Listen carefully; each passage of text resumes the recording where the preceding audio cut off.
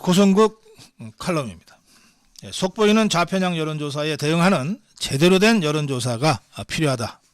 여러분들이 다 느끼시고 계시고 또 수많은 이 자유파 국민들이 저한테도 하다못해 고성국 TV라도 좀 제대로 된 여론조사를 한번 해달라라고 하는 요구를 해 오십니다. 저희들이 아직 역량이 그렇게까지 미치지 못해서 여러분들의 요청에 제대로 응답하지 못하고 있는 점 정말 미안하게 생각합니다. 유승민이가 연일 내가 여론조사 1위다, 8주 연속 1위다 이런 식으로 해서 자꾸 페북에다가 자가발전하듯이 글을 올리는 것을 보고 홍준표 시장이 한마디 했어요. 유승민이가 압도적 1위로 나온다는 여론조사 기관 A와 B, 그 대표가 같은 사람 한 사람이고 그 사람은 노무현 정부에서 일했던 사람인 것 같다. 그 왜 좌파 여론조사에서 유승민을 자꾸 1등으로 만들어줄까? 라는 질문에 대해서 홍준표 시장이 이랬습니다. 그게 제대로 된 조사인가? 그게 제대로 된 조사인가? 그러면서 한마디 더 덧붙입니다. 배신 경력 있는 사람은 가라.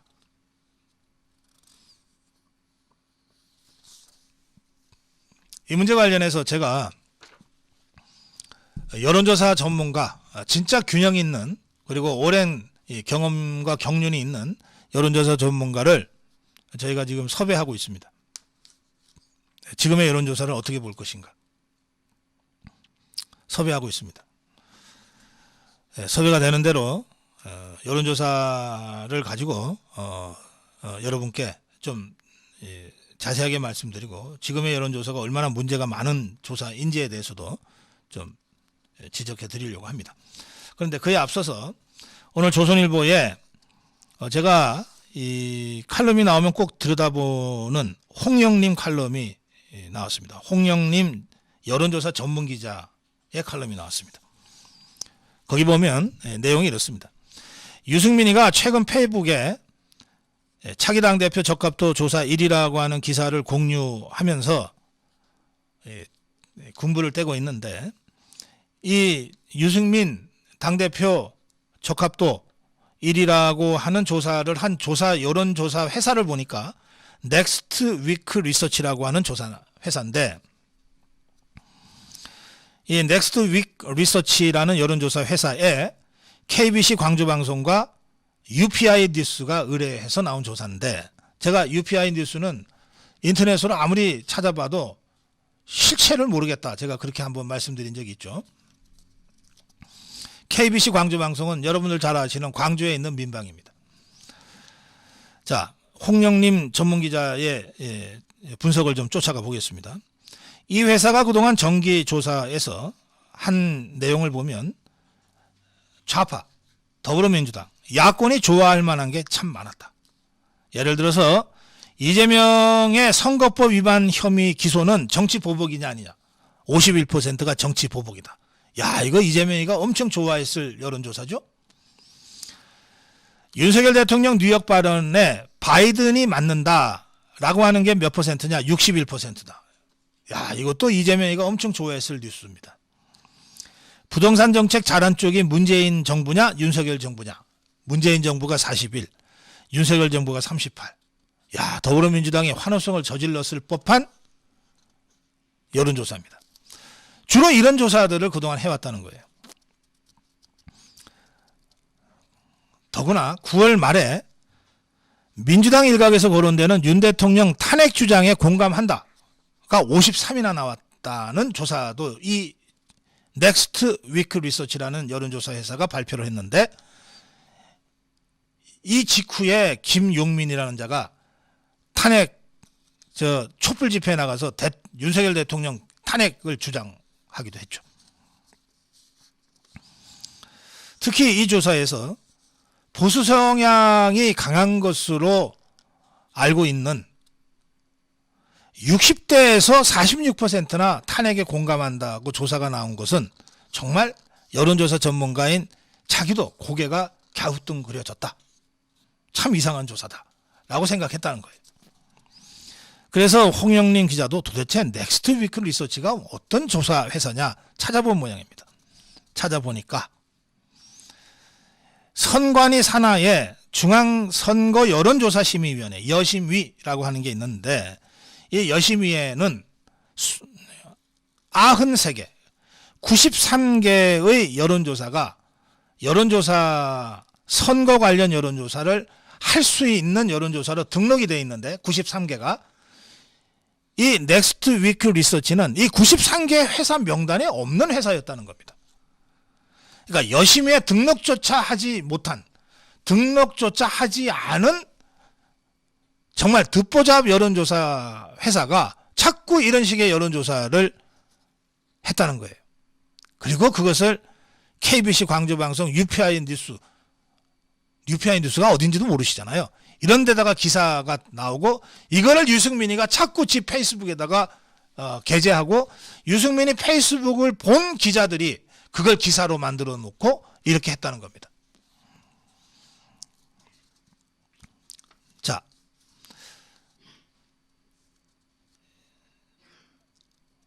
선거법에 여심위에 등록된 회사와 그렇지 않은 여론조사 회사는 어떻게 구별되냐 하면, 여심위의 여론조사심의위원회입니다.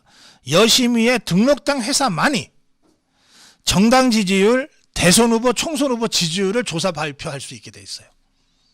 이게 자격도 없는 무자격 여론조사 회사들이 난립해서 함부로 정당 지지율 조사하고 대통령 후보 조사하고 총선 후보 조사를 하는 것을 막기 위한 조치입니다. 안전장치예요. 그런데 여기에 허점이 하나 있었어요. 당대표 적합도 조사는 여기에 빠져 있는 겁니다. 정당 내부니까 아마 빠뜨렸을 거예요. 그러니까 이 넥스트 윅 리서치라고 하는 데가 그 허점을 어떻게 찾아내가지고, 그러니까 이게 뭔가 여의도 전문 선수들이 몇 명 붙어 있을 거예요. 그런 거 아니면 이렇게 못 찾아냅니다. 그래서 여심위에 보면 정당 대표 후보 조사는 여심위에 등록 안 돼도 할 수 있다고 돼 있어. 이거 한번 해보자. 이렇게 해서 국민의힘 대표 적합도 조사를 이자들이 계속 했다는 거예요. 여기에 모든 이 정치 여론 조사는 거의 자동적으로 하고 있는 조사가 하나 있습니다. 그게 정당 지지율이에요. 정당 지지율. 근데 정당 지지율 조사를 하면 여심위 등록이 돼야 되잖아요. 근데 이 넥스트 윅 리서치는 여심위 등록이 안 돼 있잖아요. 그러니까 정당 지지율도 조사하지 않고 조사를 한 거예요. 정당 지지율도 조사하지 않고. 따라서 넥스트 윅 리서치는 정당 지지율 조사 안에 당대표 적합도만 조사해, 그 밖에 이러이러한 정치적 사안을 조사하니까 여심위의 통제 대상에서 딱 벗어나게 되는 거죠. 야, 정말 얄팍한 꼼수. 근데 이 꼼수는 선수들이 아니면 찾아내기 어렵습니다. 그래서 저는 이 넥스트 윅 리서치 어떤 회사인지 모르지만, 또 UPI 어떤 언론인지 모르지만, 저 좌파 꾼들이 뭔가 연계가 되어 있을 가능성이 매우 높다. 그렇게 제가 예측합니다. 이렇게 정당 지지율만 조사 안 하면 대통령 탄핵에 대한 조사, 정당 대표 적합도 조사, 뭐 이런 것들을 심의도 안 받고 마음대로 할 수 있어요. 심의 안 받고, 그러면 조사 방식에 대해서도 심의 안 받는 거죠. 표본을 어떻게 했니, 뭐 오차 범위가 어떻게 되니, 응답률은 얼마였니, 이런 거 신고할 의무가 없어지는 겁니다. 문재인 좌파 정권 때도 말이죠. 바로 이런 편법을 써가지고 소득주도 성장 찬성 56%, 드루킹 특검 반대 52%.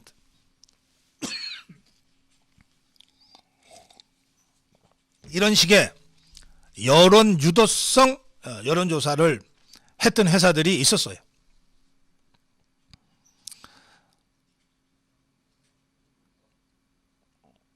자, 그래서 이거 참 수상한 여론조사다. 여론조사 전문 기자 홍영림 기자의 눈에 이거 참 수상한 여론조사다. 참 이상한 여론조사다. 제가 오늘 고성국 칼럼의 주장을 이렇게 마무리하겠습니다. 이런 수상한, 이상한, 속보이는 좌편향 여론조사로 정치 지형이 정말 혼탁해졌습니다.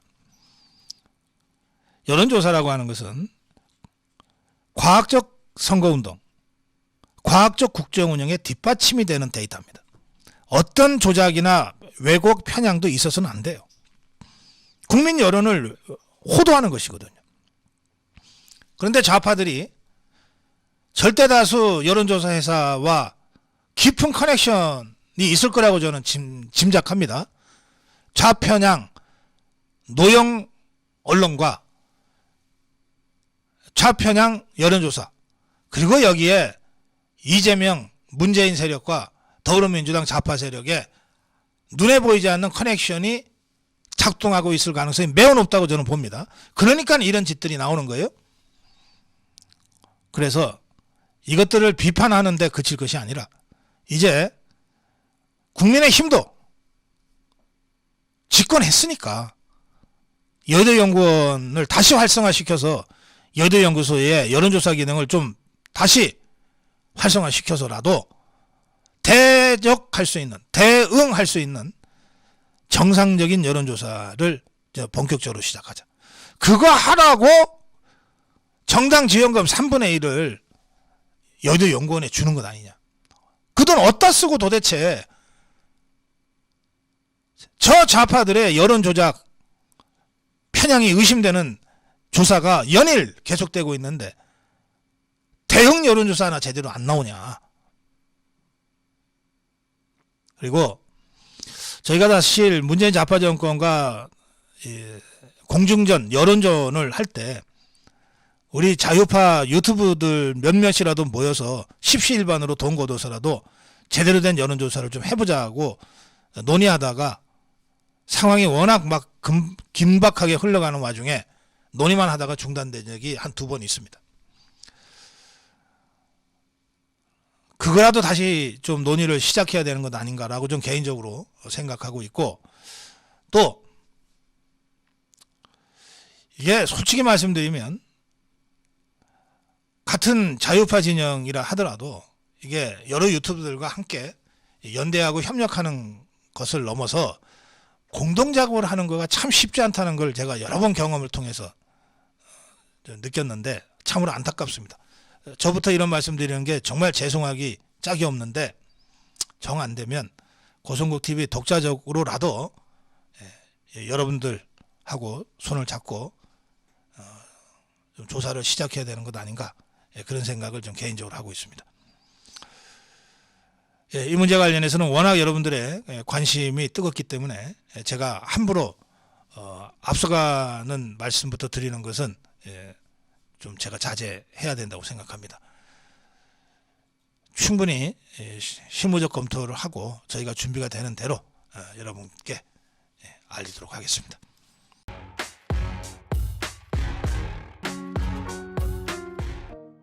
고성국 칼럼 진행하겠습니다. 오늘 칼럼 주제는 핵심 국정과제 정기점검만으로는 안 된다. 불시점검을 병행해야 한다는 주장입니다. 대통령실이 윤석열 정부 120대 국정과제, 이거는 안철수 정권 대통령직 인수위원회에서 정리한 110개 과제가 이제 그 윤석열 정부 출범 후에 120개 과제로 확장된 겁니다. 그런데 이 120개 국정과제를 다 병렬식으로 나눠서 하는 것이 아니라 이것을 20개로 압축해서 핵심 국정과제로 잡고 이 20개의 핵심 국정과제를 중심으로 이걸 재정비해서 이 20개의 핵심 국정과제를 2주마다 진행 상황을 점검하고 있는 것으로 알려졌습니다. 대통령실은 개별 부처들의 의견을 듣고 120대 국정과제를 20개로 압축했는데 대내외 경제리스크 관리 강화, 원자력 산업 생태계 강화, 부동산 시장 정상화, 재난안전관리체계 선진화, 중대사회범죄 근절 등의 120개 과제를 선정했다고 합니다. 120대 과제를 이런 20개 핵심 과제로 압축했다고 합니다. 여기에는 3대 개혁과제로 불리는 연금개혁, 노동개혁, 교육개혁도 들어가고 방망경영 논란이 벌어진 공공부문 효율화도 들어간다고 합니다. 이렇게 해서 20개의 핵심 국정과제를 선정한 거죠. 대통령실과 국무조정실은 이 핵심 국정과제의 진행 상황을 2주마다 보고받는 것으로 알려졌습니다. 정부 각 부처로부터 연말까지 중점 추진할 국정과제도 제출받은 것으로 알려졌습니다. 대통령실 관계자는 정책 컨트롤 타워로서 국정과제 이행을 독려하는 차원이다. 부처의 긴장감을 불어넣는 효과도 기대한다. 이렇게 설명했는데 이 20개 국정 핵심 과제는 대통령 관심사항일 수밖에 없죠. 그 대통령 관심사항이라고 하면 대통령이 관심을 갖는다는 것만으로도 그 관련 부처는 긴장을 할 수밖에 없습니다. 그런데 공무원 한두 번 해보겠습니까? 7, 8개 정권을 거치면서 공무원 하고 있는 사람들입니다. 다 새 정부 출범 직후에는 이렇게 대통령 관심사안 핵심 국정과제 중심으로 막 밀어붙이고 따라서 공무원들의 긴장감도 최고조로 이르지만 이거 몇 번 하다 보면 이것도 습관적으로 됩니다. 루틴해져요. 그러면서 긴장감이 서서히 사라집니다. 그래서 제가 별 새로울 것도 없습니다. 박정희 대통령 또 전두환 대통령이 아주 잘 구사했다고 하는 줌인, 줌아웃 방식을 말씀드리는 겁니다. 줌인, 줌아웃. 줌아웃은 쫙 당기는 거 아닙니까? 그래서 숲을 보는 거죠. 국가경영은 숲을 볼 수 있어야 돼요. 줌아웃을 해서 전체를 조망해야 됩니다. 그런데 이것만 하고 있으면 숲속에 어떤 나무가 쓰러져서 자빠져 있는지 어떤 나무가 다른 나무를 가리고 있는지 안 보이잖아요. 이때는 때때로 이거 예고하면 안 됩니다. 단속 예고하고 나가면은 남아 있습니까? 미성년자 단속한다고 술집 예고하고 나가면은 미성년자가 남아 있겠냐고요. 예고하면 안 돼요. 쭉 주민을 해 들어가서 숲속에 들어가서 쓰러져 있는 나무 한 그루를 쫙 잡아 당겨야 돼요. 근데 이거를 예고하지 않고 불시에 해야 이 숲속에 있는 나무들이 다 긴장합니다. 언제 어느 때 주민 될지 모르니까. 이게 현장 점검이고 현장 점검은 늘 불시에 점검하는 겁니다. 전두환 대통령이 갑자기 새벽 5시에 서초경찰서에 찾아가서 지금 상황이 어떻게 되냐, 저 구치소 문 좀 열어봐라 그러잖아요. 유치장문이죠. 이런 식으로 하면 전국의 경찰서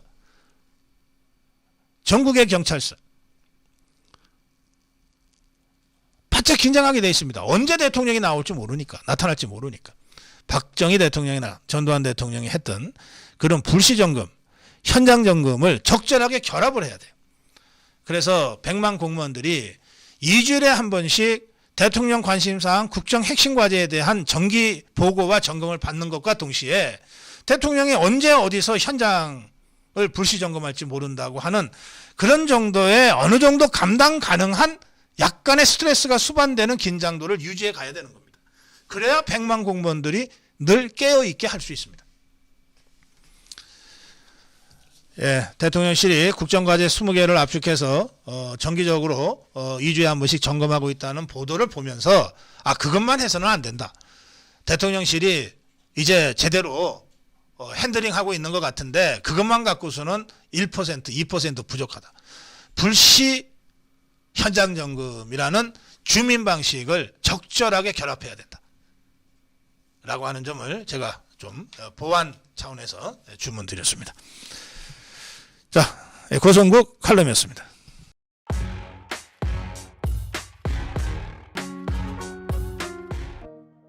고성국 칼럼, 오늘 제가 여러분께 전해드릴 말씀은 대북 확장 억제에 일본이 기묘하다는 겁니다. 토니 블링컨 미 국무장관이 컨돌리사 라이스 전 국무장관과 대담을 하면서 이런저런 이야기를 좀 편하고 쉽게 했습니다. 한국과 미국과 일본이 군사훈련을 재개했고 이것은 한국과 일본을 더 가깝게 하는 것을 포함해 많은 이점이 있다. 그런데 김정은이가 이것을 달가워하지 않아서 여기에 반응하는 이 군사 도발을 계속하고 있다고 본다. 지난 수개월간 이 동북아 지역은 동맹이자 파트너인 미국과 한국과 일본이 함께하는 일을 많이 늘렸다. 실제 이 블링컨 장관의 말대로 한미일은 윤석열 대통령 취임 후 정상 외교 장관 회담 등 각급 20차례 이상의 대면 또는 유선 협의를 가지고 문재인 좌파 정권에서 완전히 끊어져 버렸던 한일 관계, 그리고 최악이었던 한미 동맹 관계를 대부분 원상복구하는 데 성공했습니다. 블링컨 장관은 이제 이런 상황을 쭉 설명하면서 기존 훈련을 새롭게 하고 어떠한 종류의 북한 침략도 확실하게 격퇴하기 위한 것을 실전에서 구현하기 위해서 한국과 일본을 군사훈련에 참여하게 하고 있다. 지금 우리가 하는 일은 최근 몇 년간 없던 방식으로 진행되고 있다 이랬어요. 최근 몇 년간 없던 방식이 뭡니까? 최근 몇 년간은 문재인 좌파 정권 때를 얘기하는 겁니다. 문재인 좌파 정권 때는 거의 안 했다는 거예요. 이런 일들을 지금 우리가 하고 있다. 이게 블링컨 국무장관의 설명입니다. 그리고 이런 일이 김정은이한테는 내내 못마땅했을 것이다. 그래서 군사도발을 하는 것이다. 이거거든요. 그러면 한미일 합동군사훈련을 친일 국방이라고 매도하고 공격했던 이재명이는 뭐가 되는 겁니까? 김정은이가 싫어하는 것을 하지 말라고 주장한 것 아닙니까? 김정은이가 불편해하는 것을 대신해서 주장해 준 것 아닙니까? 결과적으로. 이재명의 의도가 무엇이었든 결과적으로 친일 국방이라고 한미일 군사훈련을 공격한 것은 김정은이의 이해관계에 부합하는 행동이었다는 겁니다. 그것을 블링컨 국무장관이 지적한 거예요. 예, 블링컨 장관의 발언과 동시에 같이 살펴볼 발언은 필립 골드버그 주한 미 대사의 발언입니다. 예, 골드버그 대사는 한미, 미일 동맹관계가 지금 이 두 나라가 두 개의 동맹이 있습니다. 미국이 일본과 동맹이 있고 미국이 한국과 동맹이 있습니다. 그런데 일본과 한국은, 한국과 일본은 지금 동맹관계가 아니죠. 이 한미, 미일 동맹관계가 전 세계 안보 평화 증진의 핵심이다. 미국이 북한의 핵미사일 도발과 중국 등 권위주의 국가, 이 뭐 대사니까 외교관이니까 권위주의 국가라고 표현했습니다. 공산당 독재 국가죠. 견제책으로 한미일 공조를 강조했습니다. 18일에 있었던, 어제 있었습니다. 관훈클럽 초청 토론회에서 골드버그 대사가 이런 얘기를 했는데, 한일 간 과거사 문제가 해결되길 바라고 있다. 우리 미국 입장에서는. 그러나 그 문제가 완전히 해결되기 전이라도 안보 사안과 같은 시급한 현안에 대해서는 한미일 3자가 당장 즉각적으로 행동하고 공동 노력해야 한다. 한미, 미일 동맹이 지난 수십 년 동안 전 세계 안보 평화 번영 증진의 핵심이었다. 어느 때보다 이러한 동맹 관계가 중요하고 동맹의 능력과 범위가 우리의 집단적 이해 관계에 부합한다. 이렇게 되니까 이제 기자들이 그러면 한일 관계의 정상화 또는 복원을 위해서 바이든 정부가 중재에 나설 수도 있냐? 이런 질문이 있었어요. 그러자 이건 양자가 알아서 할 문제다. 양자가 알아서 할 문제다. 우리 미국은 삼국 협력에 초점을 둬서 앞으로 계속 행보를 할 것이다.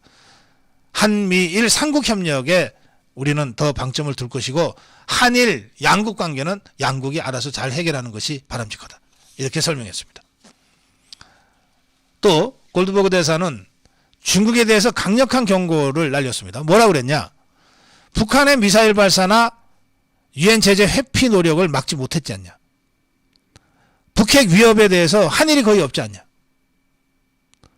중국이 사드 가지고서 보복했는데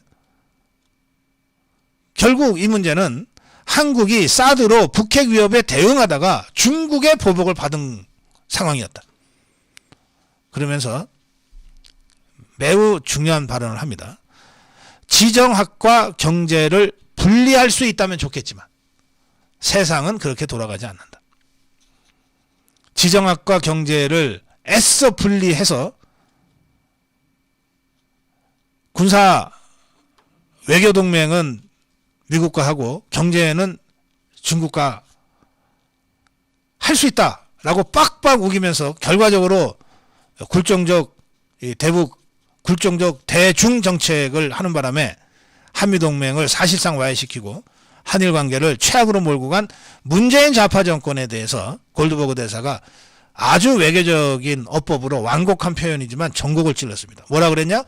지정학과 경제를 분리할 수 있다면 좋겠지만 세상이 그렇게 돌아가는 것은 아니다. 정신 좀 차려라. 철 좀 들어라. 세상이 그렇게 돌아가는 것이 아니다.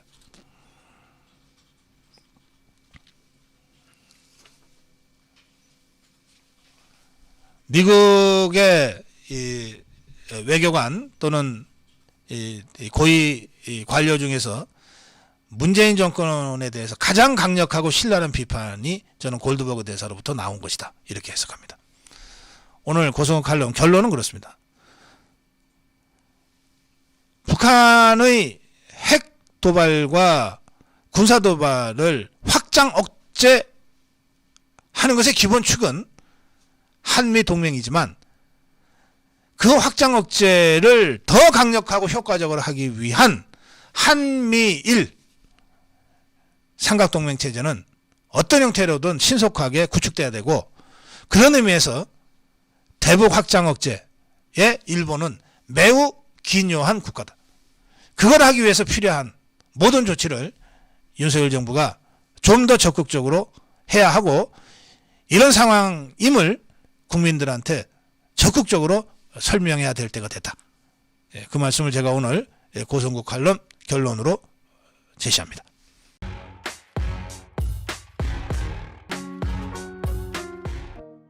그 애들 놀이 중에 말이죠. 그 퍼즐 맞추기라고 하는 거 있잖아요. 처음에는 뭐 이게 도대체 이거는 어디 들어가는 거야? 뭐 굉장히 혼란스럽지만 하나하나 맞추다 보면 전체 그림이 이제 드러나게 되죠. 이재명에 제기되고 있는 수많은 의혹들, 또 그 중에서 몸통에 해당되는 이 대장동 의혹도 워낙 오래됐고 파편화되어 있어서 전체 몸통을 보기가 쉽지 않습니다. 제가 오늘 그 전체 몸통을 제 나름대로 좀 어설프게나마 좀 그려보려고 합니다.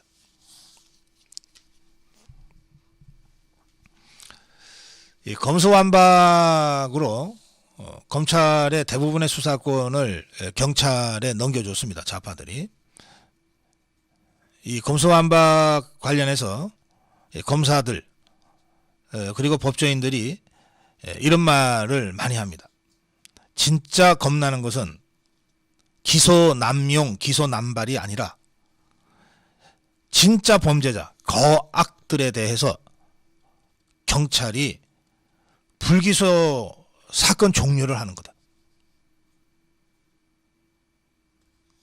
그리고 분명히 핵심은 여기에 있는데, 몸통은 여기에 있는데 자꾸 주변을 돌면서 변죽만 울리면서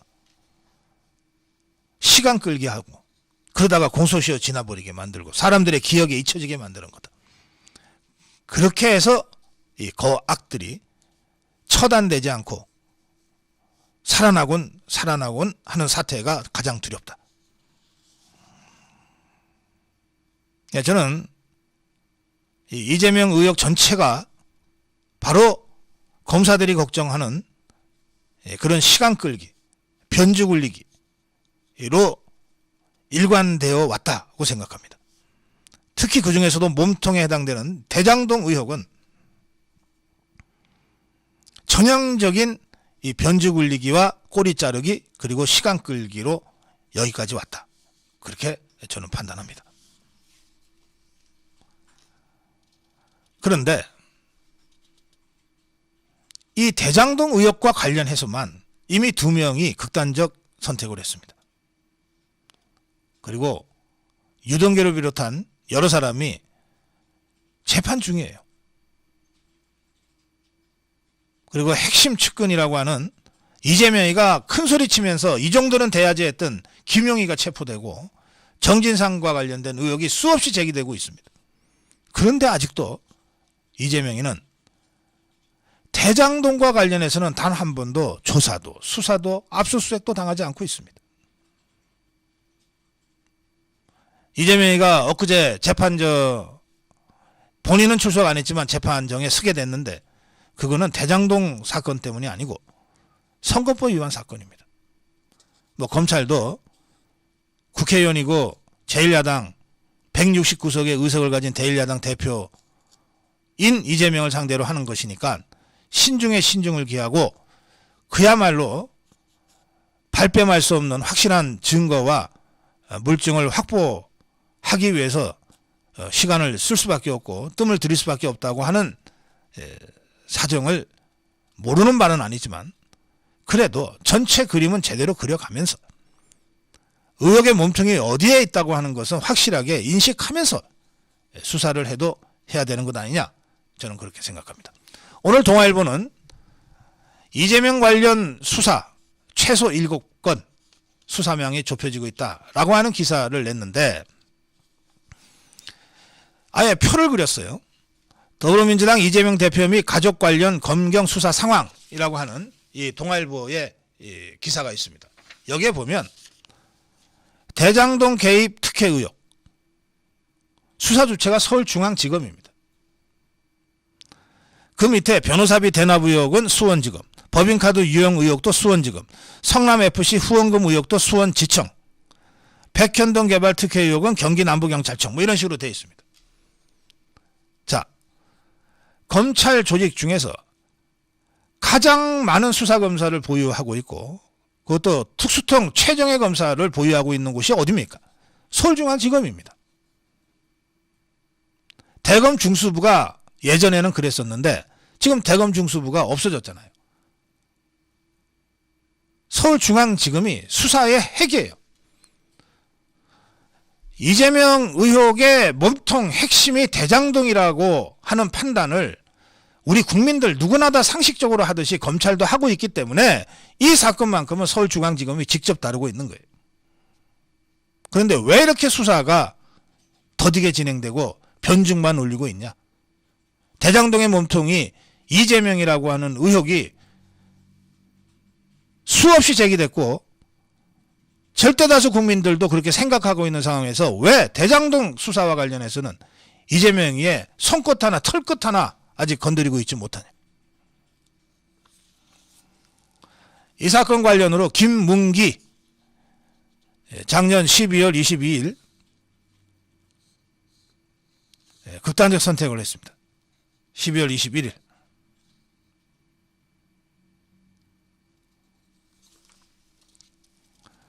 그런가 하면 대장동 관련해서 유한기도 극단적 선택을 한 상태로 발견됐습니다.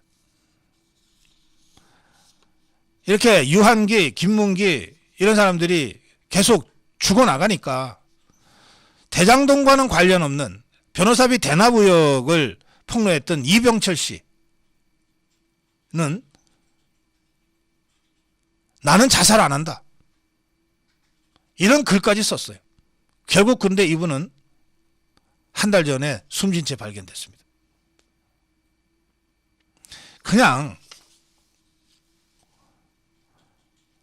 정말 평범한 자살 사건도 수사를 하게 돼 있어요. 혹시나 특이점이 없는가, 혹시 타살 흔적은 없는가.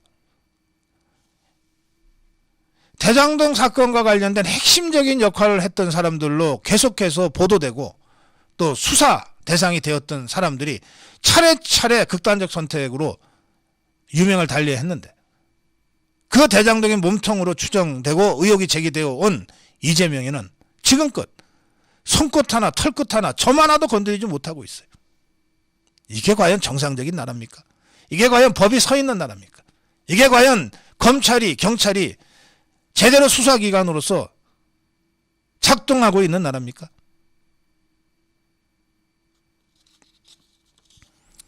이 대장동 사건과 관련해서는 검찰을 떠난 후인 정치인 윤석열, 당시 대통령 후보가 여러 차례 얘기한 바도 있습니다.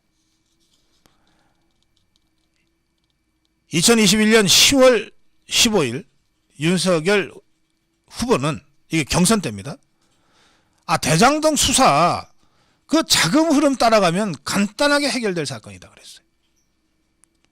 우리나라의 가장 대표적인 특수통 검사 출신 아닙니까? 그리고 이런 거악을 수사하는데 이력이 나 있는 윤석열 대통령 아닙니까? 이 윤석열 대통령이 후보 시절에 대장동 관련해서 사건 관계 자료를 들여다봤겠습니까? 뭘 했겠습니까? 우리가 접했던 뉴스와 똑같은 뉴스를 접했을 뿐이었을 텐데, 그걸 보면서 딱 한마디 한 겁니다. 대장동 수사 이거 어려운 거 없다. 자금 흐름을 따라가면 해결된다. 평생을 특수통 검사로 지낸 윤석열 당시 후보의 이 발언이 있었습니다. 그리고 나서 국민의힘 대통령 후보가 된 다음에 이재명이하고 이제 본선을 치르면서 여러 차례 TV 토론을 하지 않았습니까? 그 TV 토론 2022년 올해 2월 3일 있었던 KBS 방송 3사 주최 토론회에서 윤석열 후보는 첫 발언 순서로 나서서 대장동을 전면적으로 거론합니다. 당시 윤석열 후보는 이렇게 주장했습니다. 이런 권력과 유착된 부정부패에서 비롯된 반칙, 특권들이 우리 사회 갈등을 심화시키고 미래 세대에 좌절감을 줬다. 성남시장으로 재직할 때 대장동 도시개발로 김만배 등이 3억 5천만 원을 투자해서 시행 수익 배당금으로 6,400억을 챙겼는데, 여기에 관해서 이재명 후보는 작년 9월 기자회견에서 이 설계 내가 했다 그랬고, 또 10월에는 엄청난 이익이 발생하는 대장동 개발 사업에서 성남시 몫이 얼마나 확실히 확보될지 설계한 것이다. 다시 하더라도 이렇게 하겠다고 했다. 이렇게 이재명을 세워놓고 강력하게 비판을 했습니다. 자금 흐름을 따라가면 간단하게 해결될 사건이다. 이건 이재명이가 설계한 사건이라고 본인이 얘기하지 않았냐. 이렇게 주장하고 토론에서 강력하게 비판을 했던 윤석열 후보가 대통령이 됐어요. 대통령이 된 지 6개월이 됐습니다. 왜 그런데 아직도 이재명에게 쏟아지는 수많은 의혹 중에서도 핵심이고 몸통인 대장동과 관련해서는 이재명의 손끝 하나 털끝 하나 점 하나도 못 건드리고 있냐 이거예요.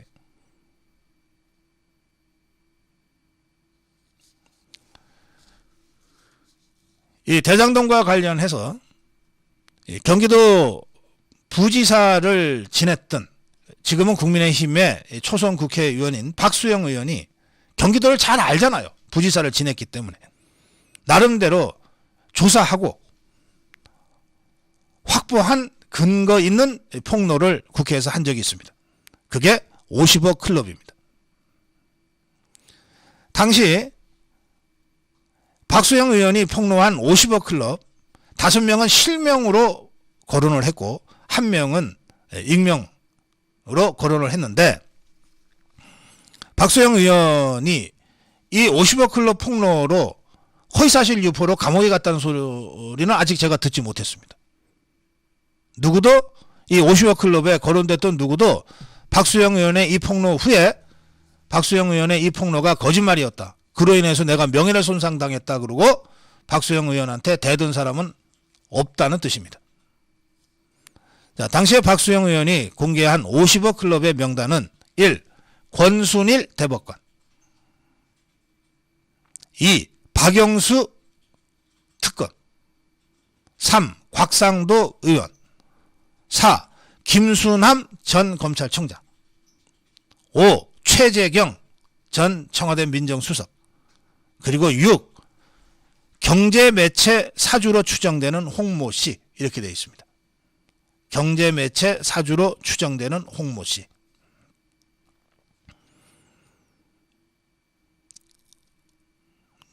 자, 50억 클럽입니다. 뭐 애들 뭐 스포츠 클럽 이름입니까? 50억 클럽. 50억씩 뇌물 받은 사람들이 6명이 있었다는 거예요. 최소. 50억씩 뇌물 받은 사람들. 대장동 일당들로부터 50억씩 뇌물 받은 사람들이 6명이 있었다는 거예요. 최소. 이게 50억 클럽입니다.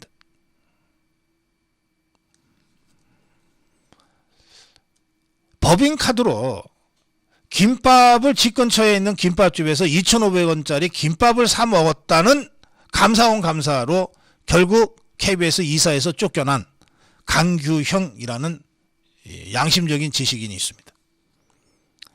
2,500원 김밥 사 먹었다는 이유로 쫓겨났어요. KBS 이사에서. 재판에서 승소했습니다만 당시에 그랬습니다. 그런데 50억 클럽이 그냥 시중의 루머도 아니고 현직 국회의원이 공개적으로 실명까지 거론하면서 얘기를 했는데 이 50억 클럽에 대한 수사 지금 어떻게 되고 있습니까? 이 중에서 딱 한 사람 곽상도 의원만 국회의원직 사퇴 후에 구속됐다가 지금 불구속으로 재판받고 있습니다. 나머지 5명은 여전히 길거리에 활보하고 다닙니다. 2,500원 김밥 사 먹었다고 쫓아내는 이 좌파 폭정 후에 뭔가 좀 세상을 바로잡자고 윤석열 정부가 들어섰는데 이 50억 클럽에 나머지 5사람 지금 세상을 활보하고 다닙니다.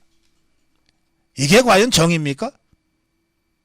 이게 과연 상식이고 이게 과연 법치가 살아있는 나라입니까?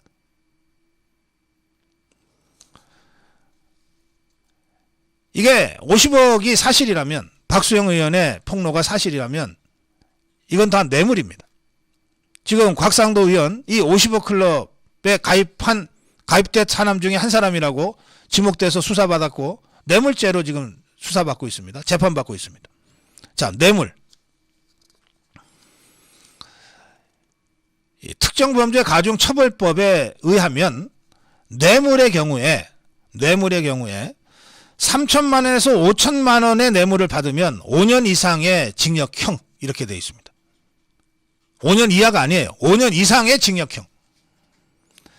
5천만 원에서 1억 사이의 뇌물을 받으면 7년 이상의 유기징역형 이렇습니다. 그리고 1억 이상의 뇌물을 받으면 무기 또는 10년 이상의 징역형 이렇게 되어 있습니다. 그리고 이런 뇌물 범죄를 무겁게 처벌하고 뇌물 액수에 따라서 양형의 기준을 완전히 달리 해놨어요. 당연히 뇌물 액수가 많으면 양형도 높아지겠죠. 박수영 의원의 이 폭로가 사실이라면 이 자들 전부 50억씩 뇌물 받은 거니까 무기 또는 20년 30년 중형을 받아 마땅한 자들이 되는 겁니다. 자, 이 6명의 명단.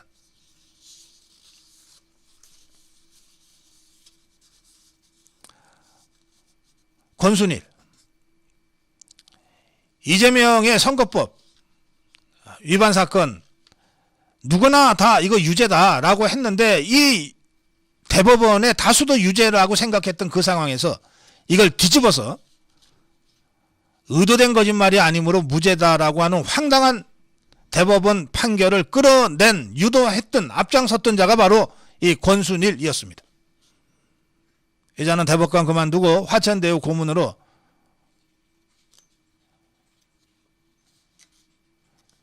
월 1,000만 원 이상의 고문료를 챙기기도 했습니다. 권순일 지금 어디 있습니까? 단 한 번 수사 제대로 받았습니까?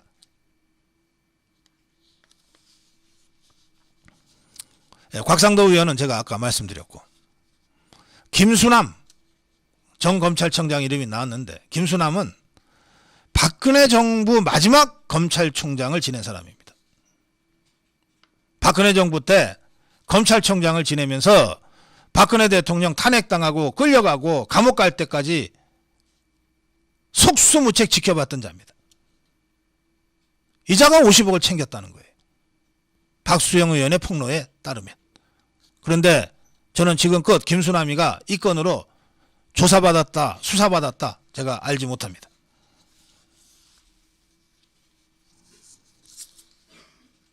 최재경 이름이 나옵니다. 최재경. 이 최재경은 2016년 10월에 어느 날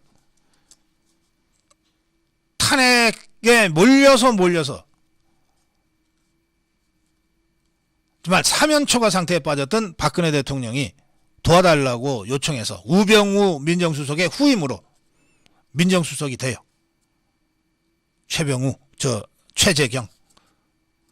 그런데 그 어려운 상황에서 구원투수로 투입이 됐는데 불과 며칠 만에, 불과 5일 만에 저 못하겠습니다 하고 박근혜 대통령한테 사의를 표명했었습니다. 실제 사표 수리는 2016년 12월 9일 됐습니다. 근데 이 시기가 왜 중요하냐? 최재경이가 민정수석으로 있을 때 박영수라는 자가 박근혜 대통령에 의해 특검으로 특별검사로 임명이 된 겁니다. 지금 와서 생각해도 도대체 왜 그 시점에 차라리 더불어민주당이 추천한 강 변호사가 더 나았는데 어떻게 박영수 같은 자한테 특검을 줬을까? 정말 풀리지 않는 미스터리예요. 그러면 박근혜 대통령이 검찰을 알았겠어요? 검사 출신의 변호사들을 알았겠습니까? 결국 이 시점에 결정적으로 박근혜 대통령에게 강 변호사보다는 박영수가 더 낫습니다. 이 사람으로 특검 임명하시죠. 라고 조언했던 사람이 누구겠습니까? 최재경이 아니었겠습니까? 직책상 민정수석이 바로 그런 일을 하는 자리입니다. 이 최재경이가 사의는 일찍 표명했지만 실제로 민정수석에서 사표가 수리된 것은 12월 9일입니다. 그런데 박영수를 특검으로 임명한 것은 11월 하순입니다. 박영수를 특검으로 임명할 때 청와대 민정수석이 최재경이었다는 겁니다.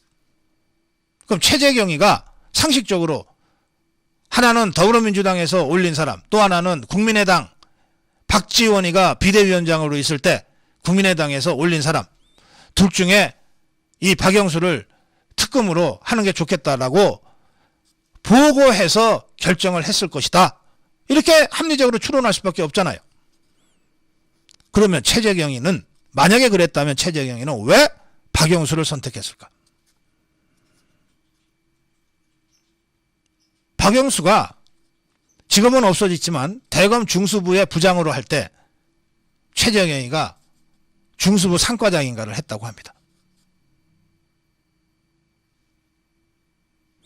검찰은 어느 조직보다도 조직의 아이덴티티, 결속력이 강해요. 검사 동일체 원칙이라고 하는 것이 있을 정도였습니다. 근데 그 중에서도 특히 이 특수통 검사들은 특수부 검사, 거학과 대결하는 과정에서 사표 써놓고 할 경우도 많고 이걸 위에서 끌어주고 뒤에서 받쳐주면서 가기 때문에 어느 팀보다도 강력한 응집력을 갖는 것이 특징입니다. 그래서 검찰 안에서 특수통 검사로 유명했던 이 박영수를 중심으로 박영수가 중수부장 할 때 특수부 1, 2, 3과장 했던 사람들, 이게 다 박영수 사단이다, 이렇게 불리기도 했습니다.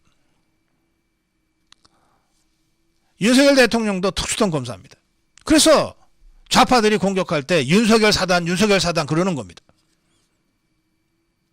검찰 조직이 그렇게 가서는 안 되지만, 그러나 검찰의 특성상, 특히 특수통 검사들의 특성상 그런 끈끈한 이 선후배 관계가 업무 과정에서 형성되고는 하는데, 만약에 박영수가 중수부장일 때 1, 2, 3과장 그야말로 오른팔 왼팔 역할을 최재경이가 했다면 그 최재경이가 청와대 민정수석으로 있으면서 그 절체절명의 위기 순간에 박근혜 대통령을 조사할 특별검사로 자기가 상관으로 모시고 있던 박영수를 추천했다. 이렇게 합리적 정황 추정이 가능한 겁니다. 이 최재경 50억 받았다고 하는데 최재경 수사 받았다는 소식 전 아직 못 들었습니다. 이 사람은 지금 삼성 법무실인가에서 수십억 연봉 받으면서 잘 먹고 잘 살고 있을 겁니다.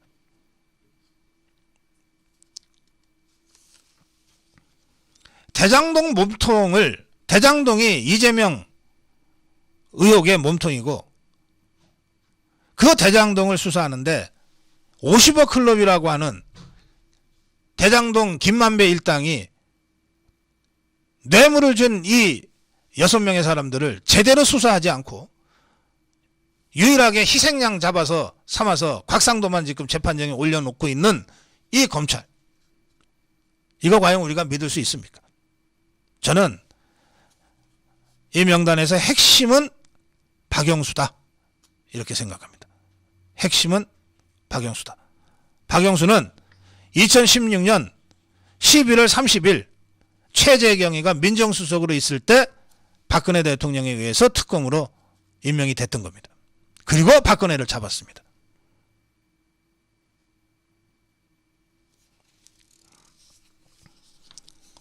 이 박영수, 김대중 정권 때인 2001년 6월에 민정수석실 바로 밑에 사정비서관으로 발탁이 됐습니다. 박영수 프로필에 보면 제주도 출신이라고 되어 있는데 실제로는 그 박영수의 아버지 박창택, 이 사람 목포 출신이고 향판 출신 변호사로 유명했다고 합니다. 향판.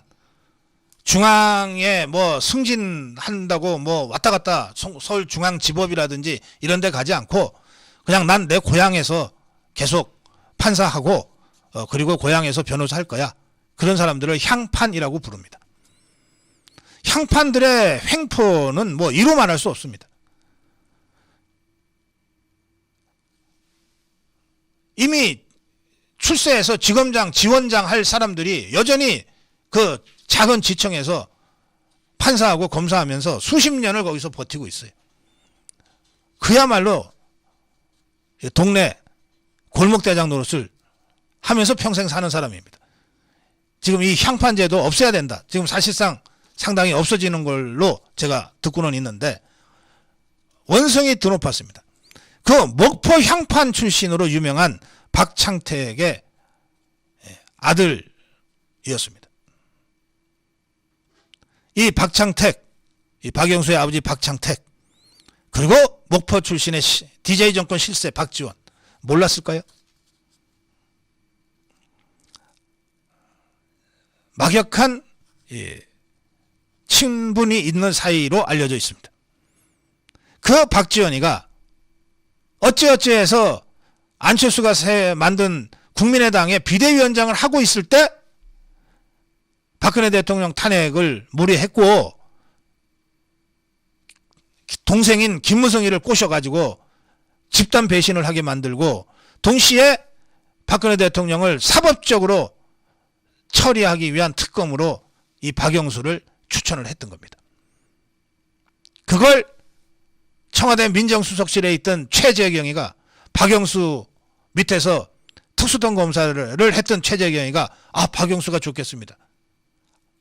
이런저런 사정을 알 리가 없는 박근혜 대통령이 민정수석 믿지 어떻게 누굴 믿겠어요. 그 시점에 해서 박영수를 특검으로 임명했고 그 박영수에 의해서 경제공동체니 묵시적 청탁이니 하는 온갖 유령과 같은 죄목이 뒤집어 씌워져서 27년형을 받고 4년 9개월이나 감옥살이 하다가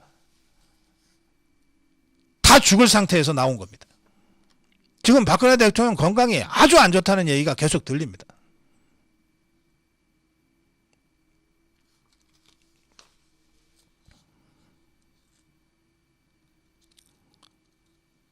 이 박영수는 그 후에 승승장구했어요. 노무현 때 대검 중수부장하고 서울고검장하고 그러다가 옷을 벗고 노무현이가 자살을 선택한 박연차 게이트가 있었는데 박연차 게이트 수사 때는 박연차의 변호사를 맡았어요. 그리고 박지원의 추천으로 박근혜 최순실 게이트 특별검사가 돼서 박근혜 죽이기에 성공했던 겁니다. 그런 자가 대장동 일당들이 50억 뇌물준 명단에 들어가 있다고 박수영 의원이 폭로했던 겁니다. 그런데 이 박영수에 대해서 지금껏 수많은 의혹 제기에도 불구하고 제대로 된 수사가 한 번이라도 있었습니까?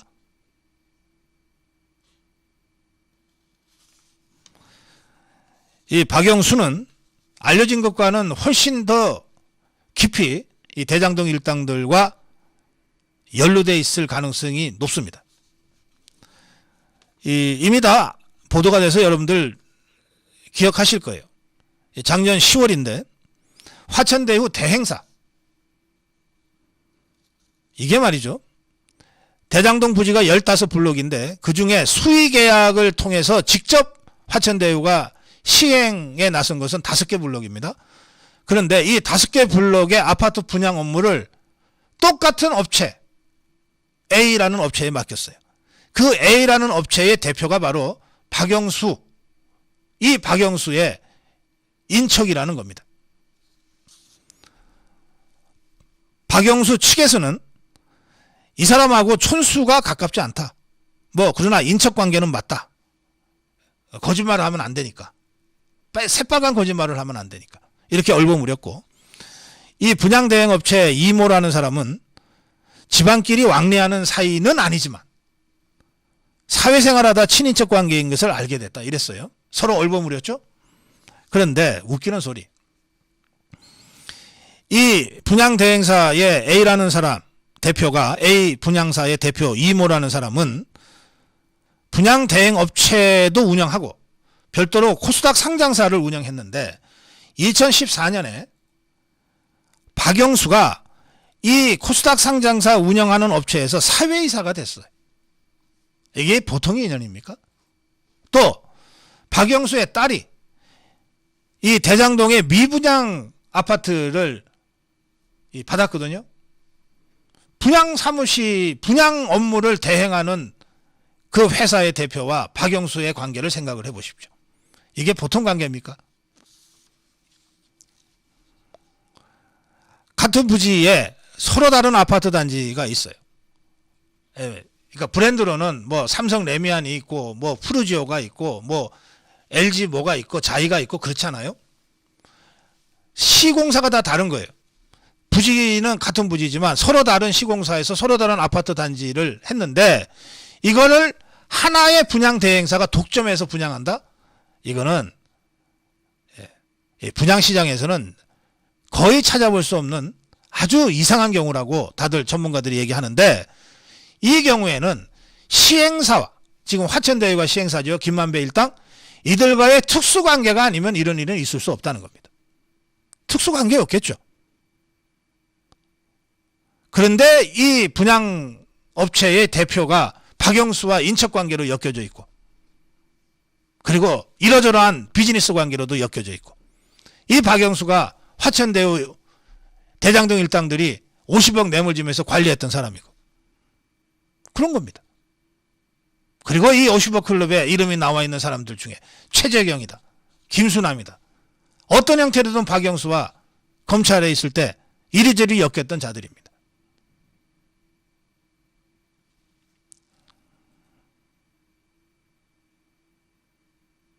자, 시간이 다 돼서 제가 막 흩어져 있는 퍼즐 조각들을 모아서 대체적으로 그림을 그려줬어요. 윤석열 대통령이 정치인 시절 그리고 대통령 후보 경선 과정에서 이 대장동을 여러 차례 공개적으로 언급한 것이 있습니다. 자금 흐름을 추적하면 간단하게 해결될 사건이다. 어렵지 않다. 이 자금 흐름이란 게 뭡니까? 돈이 어디서 들어와서 어디로 나갔냐를 파악하면 된다는 것 아닙니까? 대장동 일당들의 입장에서는 돈이 나간 것 중에 50억 클럽이 있습니다. 나간 데를 파악했어야죠. 윤석열 대통령이 아니라 지금 검찰에서 서울중앙지검장이나 검찰총장을 지금도 하고 있다면 당연히 돈 들어온 것과 나간 곳을 제대로 추적해서 간단하게 이 사건 처리했을 겁니다. 이재명이가 진짜 대장동의 몸통이면 몸통인 대로 사법 처리했을 거고, 조사해왔더니 실제로는 아닌 것 같다 그러면 아닌 것으로 처리가 됐을 거예요. 이게 그렇게 1년 이상 끌 사건입니까?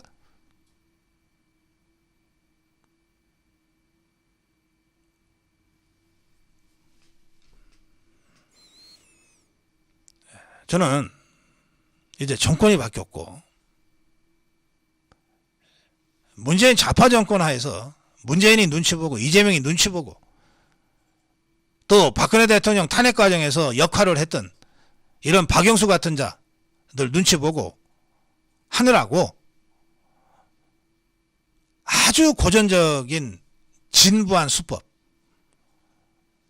변증만 올리고 시간이나 끌면서 수사했을 거라고 제가 짐작합니다.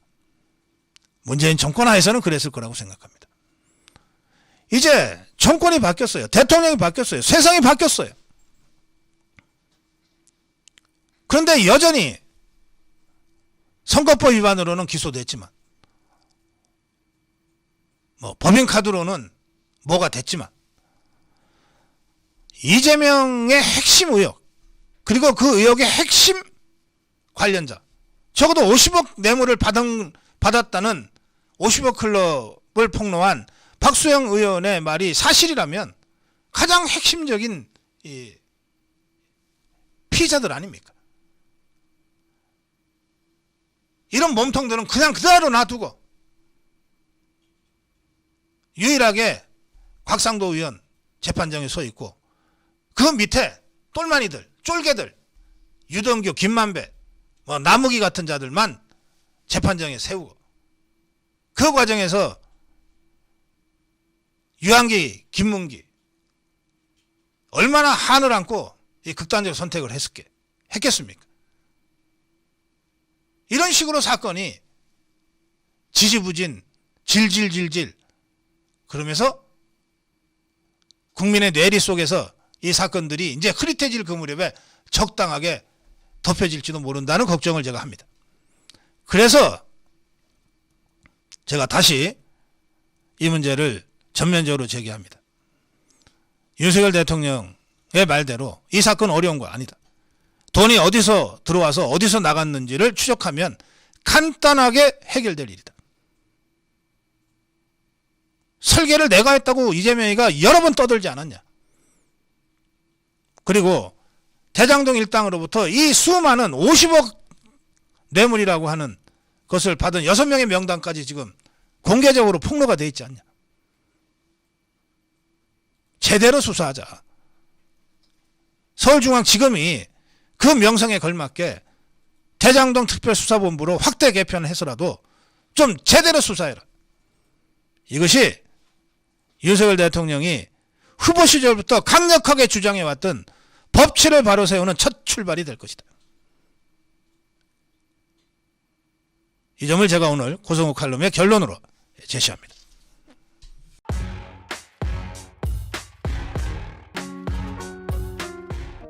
안철수, 오세훈의 반윤 중도 전략, 재무든 파는 길이다.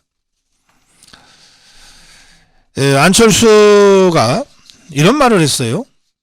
지금 당내에서 자유파 진영 전체죠.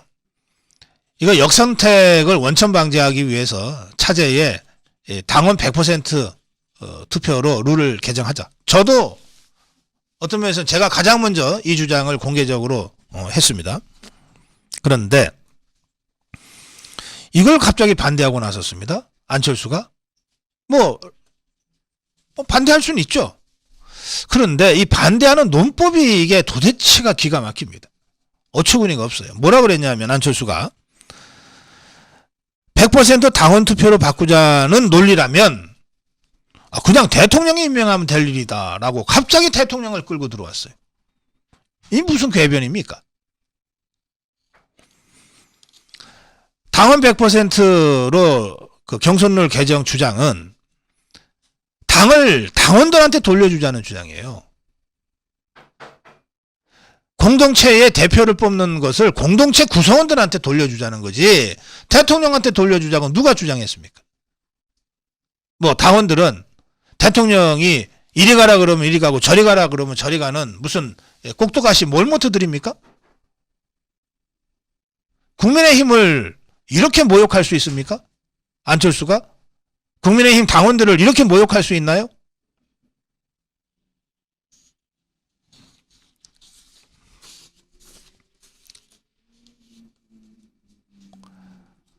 (100% 당원 투표 주장도 있던데 그런 논리라면 대의원만 투표해도 되고 더 줄인다면 국회의원만 투표해도 되고 극단적으로 그냥 대통령이 임명하면 될 일 아니겠나.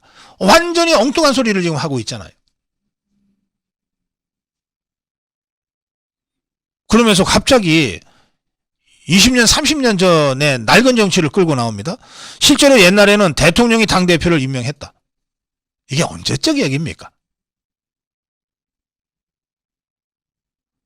당대표만 임명했나? 원내대표도 임명하고 사무총장도 임명하고 대통령이 다 했지. 왜? 대통령이 당의 총재였으니까. 그 당이 대통령이 당 여당 총재를 겸임하던 제왕적 대통령제의 폐해, 그걸 개혁하기 위해서 대통령이 일체 당직을 맡지 않고 한 게 언젠데 30년 전부터 그런 이 개혁을 통해서 지금의 이 국민정당으로 발전해 왔는데 뭔 소리 하는 겁니까 지금?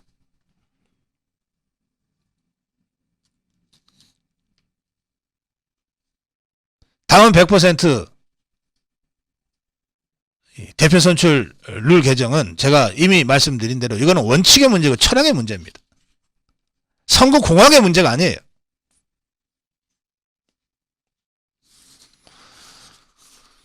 제가 지난번 이준석이가 당대표 됐을 때 전당대회 룰 70대 30 국민 여론조사 30 이거 제가 다시 들여다봤어요. 하도 어이가 없어서.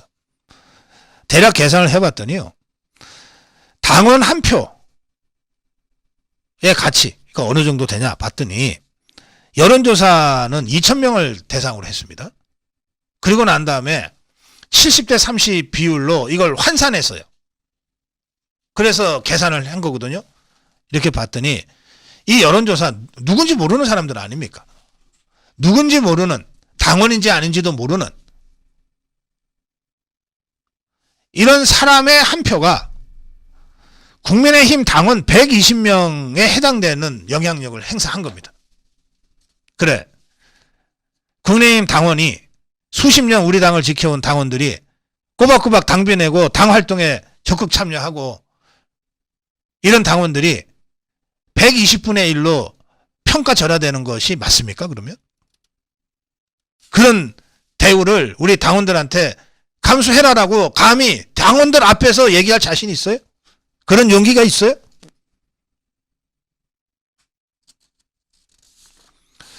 저는 이 안철수의 이 주장을 보고 더구나 아무 맥락도 없이 갑자기 대통령을 끌어들여서 100% 당원 투표라면 차라리 대통령이 임명하게 하라. 이거야말로 윤석열 대통령에 대한 아주 심각한 또 국민의힘 당원들에 대한 매우 심각한 이 모욕이고 폄훼라고 생각합니다. 반윤을 하려면 반윤을 제대로 해야지. 윤석열 대통령에 반대하는 여당 의원이 있을 수 있잖아요. 유승민이처럼 차라리 하든지 대놓고 국민을 개돼지로 하냐고.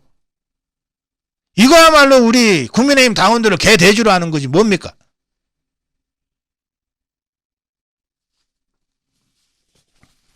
자, 오세훈 보겠습니다. 오세훈이가 최근에 윤석열 대통령과 윤석열 정부가 추진하는 아주 중요한 정책 뭐냐면 공공임대주택 예산 삭감. 이거 좌파들이 5년 동안 했던 거 아닙니까? 선심 쓰듯이 실패로 드러난 거 아니에요. 공공임대주택 이거 예산을 삭감했어요. 또 지역화폐 이재명이 대표 브랜드처럼 만들어가지고서 온통 돈 뿌리면서 했던, 그런데 경제적 승수 효과는 하나도 없는 이 지역화폐 예산, 이거 지원 중단하고 있거든요. 그 윤석열 정부의 철학과 정책적 컬러가 그거 아닙니까? 이것에 대해서 반대하고 있어요. 오세훈이가. 공개적으로 대놓고 반대하고 있습니다.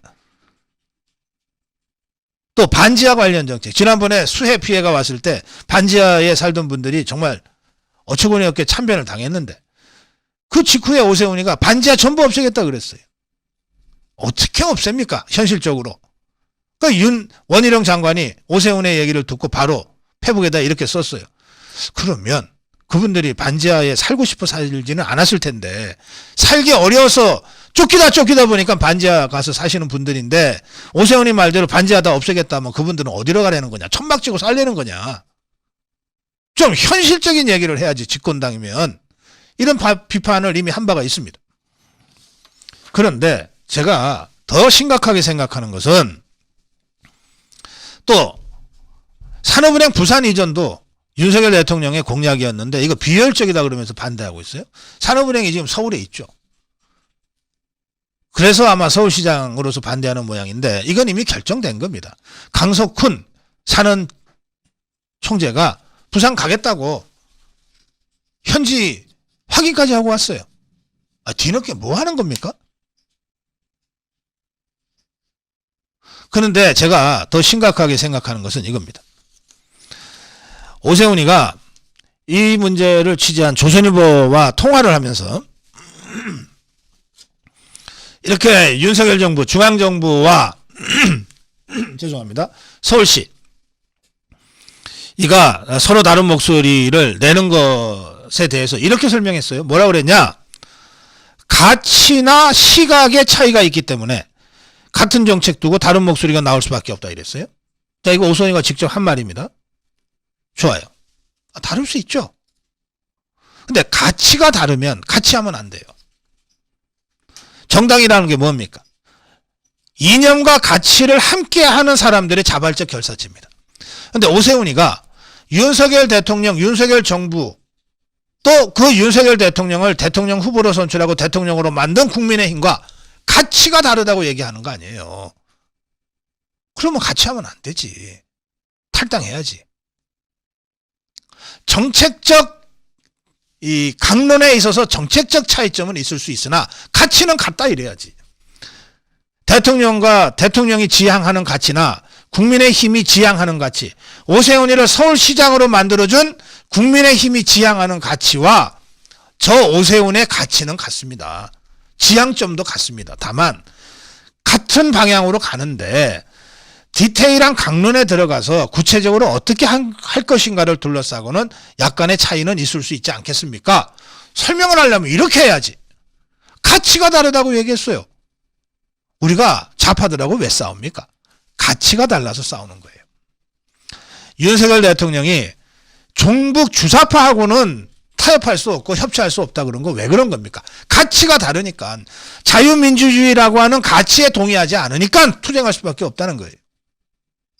그러면 오세훈 뭐 유력한 대권 주자라며, 그런데 지금 윤석열 대통령과 윤석열 정부와 국민의힘과 가치가 다르다고 공개적으로 얘기했어요. 왜 같이 합니까? 따로 해야지. 가치가 다른데 따로 창당하라고.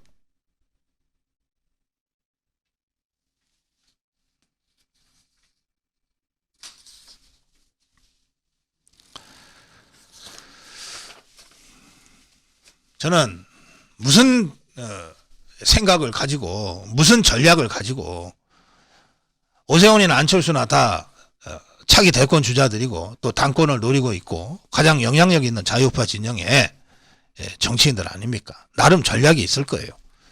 거기에 캠프가 없습니까? 오세훈 캠프가 없겠어요? 안철수 캠프가 없겠어요? 다 지그들 딴에는 전략가들도 있고 전술 다 하겠죠. 좋다고요.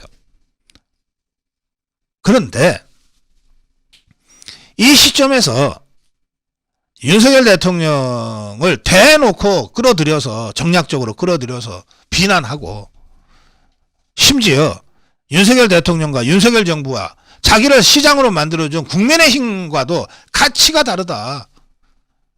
이걸 대놓고 얘기할 정도면 나와서 딴 살림 차려라. 가치가 다른데 어떻게 정당을 같이 하냐. 이렇게 말씀드리는 거예요. 그게 아니라면 지금 재무든 파고 있는 것이다 하고 제가 경고하는 겁니다. 뭘 좀 제대로 전략을 수립하고 제대로 각 잡아서 제대로 좀 해라. 이렇게 거칠게 하지 말고.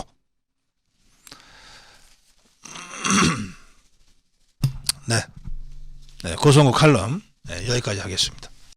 방송 잘 보셨습니까? 정권은 바뀌었지만 세상은 아직 변하지 않았습니다. 지상파와 종편 프로그램을 진행하는 진행자는 아직 한 명도 바뀌지 않았습니다.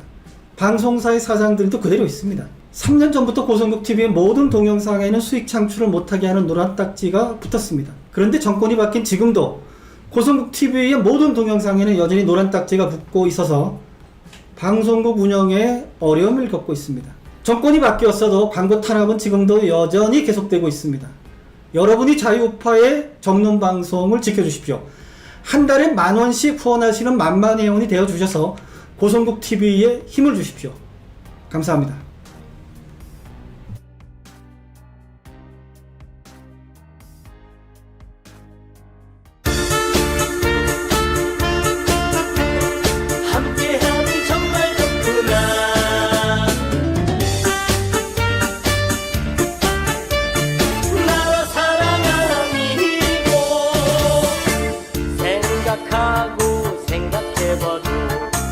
잘못된 걸 어떻게 하나 해봤자 소용없다. 가만히 있으면 달라집니까? 한 번도 못 본 나라 오면은 안 되는 세상. 이번엔 우리가 한다. 뭉쳐서 바꿔야 한다. 자유로운 우리의 나라, 하면 저들의 나라. 어림없다, 걱정 없다, 아미고가 지킨다.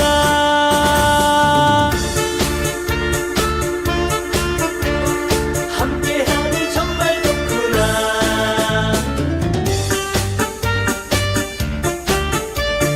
나라 사랑하미고 생각하고 생각해봐도 잘못된 걸 어떻게 하나 해봤자 소용없다.